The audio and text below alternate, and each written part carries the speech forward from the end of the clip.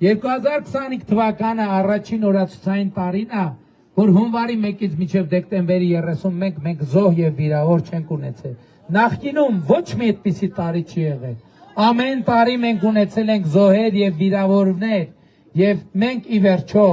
մեր բազմաթիվ զոհերի եւ զոհողությունների գնով մենք հասել ենք խաղաղության։ Բայց մենք հասել ենք խաղաղության նաեւ այն բանի շնորհիվ, որ ես կամային որոշում եմ կայացրել ժողովուրդ ջան, որ մենք չպետք է շարունակենք Ղարաբաղյան շարժումը։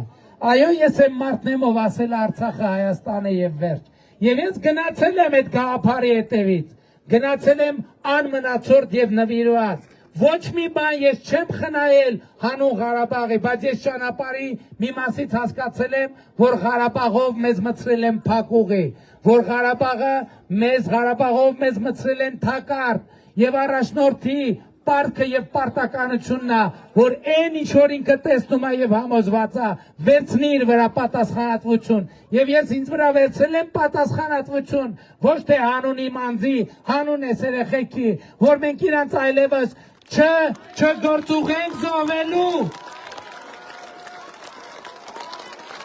որ մենք թույլ չտանք,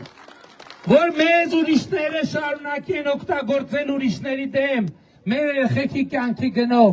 մենք չպետք է թույլ տանք եւ այլևս թույլ չենք տալու, որ ուրիշները մեզ օգտագործեն ուրիշների դեմ եւ դեն շպրտեն։ Այս անընդհատ տեղի ունեցել մեր պատմության մեջ եւ մենք հիմա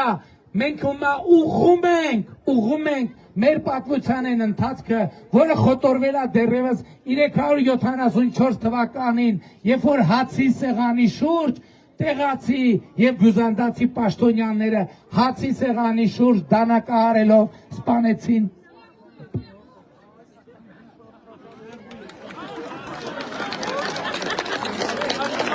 երբ որ հացի սեղանի շուրջ